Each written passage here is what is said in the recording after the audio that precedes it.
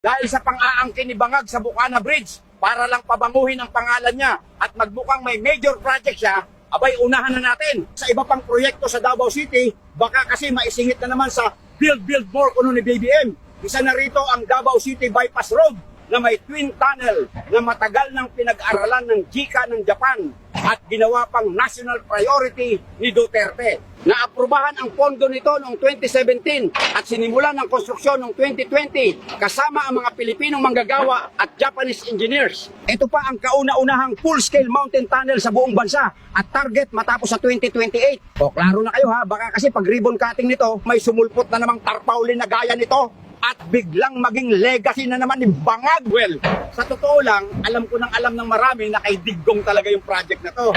Pero ngayong araw, gusto ko lang talaga maging masama. Gusto ko manakit ng damdamin ng mga loyalist. Yung tipong mapapahawak sila sa dibdib at sasabihin, Lord, bakit ang hapde? Ay! Pwede ko ba i-kwento yung backstory ng Bukana Bridge, and then he said na okay lang naman. So ang nangyari dyan ay ang Bukana Bridge is kaparte ng buong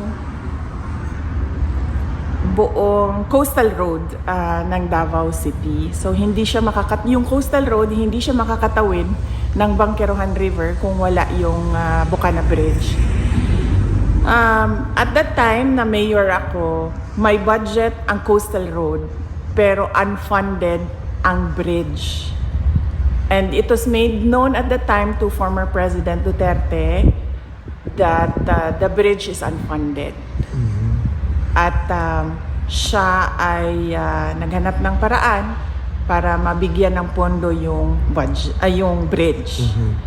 So noong nakahanap siya ng pondo, ay sinimulan yung negotiations, sinimulan yung mga planning, lahat ng paperworks para doon sa bridge na yon ay sinimulan na.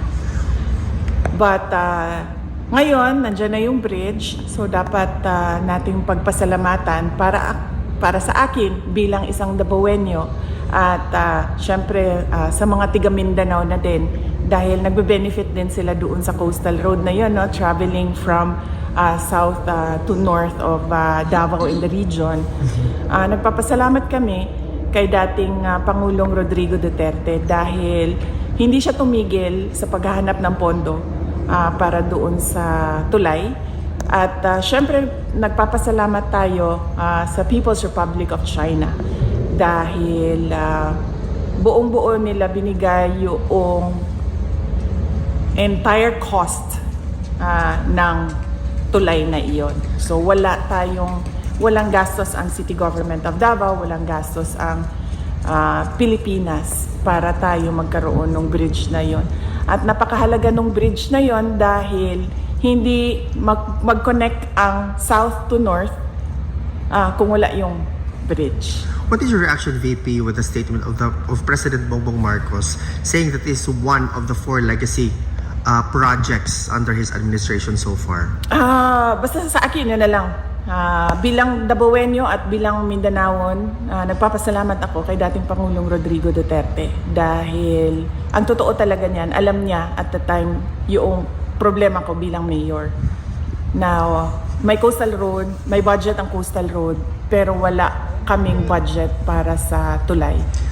At and yes, as I said, yung source of fund, ang People's Republic of China, sila yung pinagpapasalamatan ko.